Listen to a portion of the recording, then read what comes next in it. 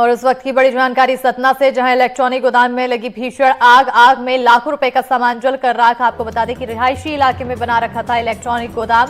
आग बुझाने के लिए दमकल विभाग मौके पर मौजूद है। इस वक्त की बड़ी जानकारी से आप सभी को रूबरू करा रहे हैं। तस्वीरें आप टीवी स्क्रीन पर देख सकते हैं, जहां पर दिखती ये आग की लपटें दिखाई दे रही है, साथ ही साथ धुएं के गुबार भी दिखाई दे रहे हैं।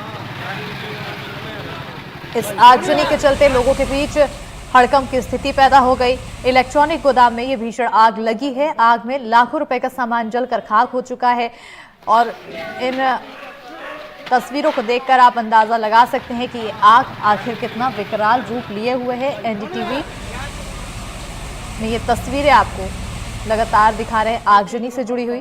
रिहायशी इलाके में इलेक्ट्रॉनिक गोदाम बना रखा था और आग बुझाने के लिए दमकल विभाग मौके पर पहुंच चुका है और आग बुझाने की कवायद लगातार जारी है।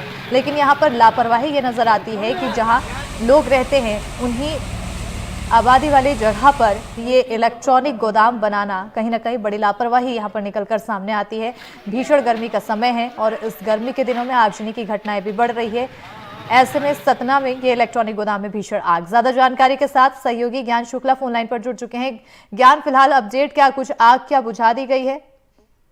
अभी अभी आग जो है अभी लगभग खत्म हो चुकी है। मतलब धुआं तभी है बट अंदर तक जा चुकी है टीम और दुख चुकी है। मतलब इतना दुर्भाग्यपूर्ण था। इतनी घनी बस्ती है, इस शहर का जीवन ज्योति कॉलोनी है जहां पर ये इलेक्ट्रॉनिक्स का गोदाम था। उसके आसपास छोटे छोटे घर बने हुए थे। तमाम मतलब घर आसपास के जितने घर थे शासन प्रशासन ने एंटीसिपेट करके सभी को खाली करा लिया और इस तपती गर्मी में 46 डिग्री सेंटीग्रेड में सभी घरों में रहने वाले लोग, महिलाएं, बच्चे, बुजुर्ग सब रोड में खड़े होने को मजबूर हो गए। तो न सिर्फ इस मकान में जहां पर ये घटना घटी, उस पूरे इलाके के अंदर एक भगदड़ का माहौल हो गया और सब इस बात से घबरा गया कि कहीं कोई बड़ी घटना ना हो जाए।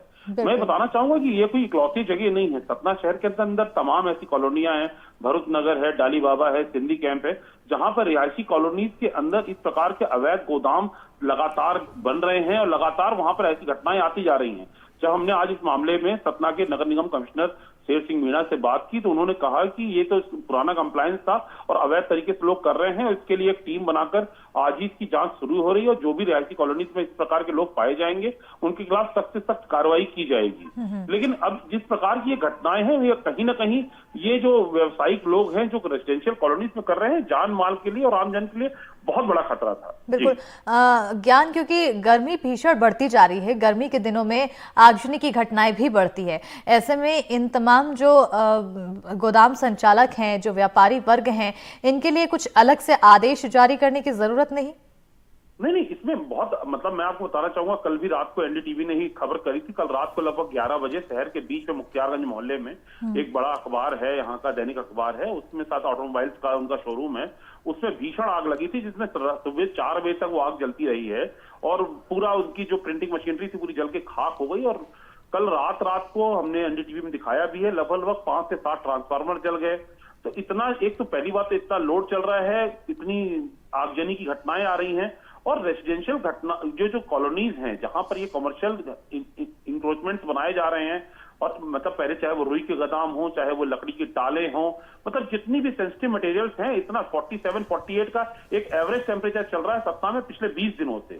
तो अब 43-48 डिग्री की टेम्परेचर में अब अगर इनके खिलाफ सख्त कार्रवाइयां नहीं होगी, देखिए नोटिसों से कुछ होने वाला नहीं। बिल्कुल नोटिस अब इनके लिए सामान्य हो चुकी है और जांच के नाम पर कार्रवाई कुछ हो नहीं रही है जब तक शासन प्रशासन इस मामले में। बिल्कुल, अब देखना होगा कि इस पर आखिर आगे कार्रवाई क्या कुछ होगी, आगजनी की घटनाओं में रोकथाम कब लगेगी। बहुत शुक्रिया ज्ञान तमाम जानकारी देने के लिए।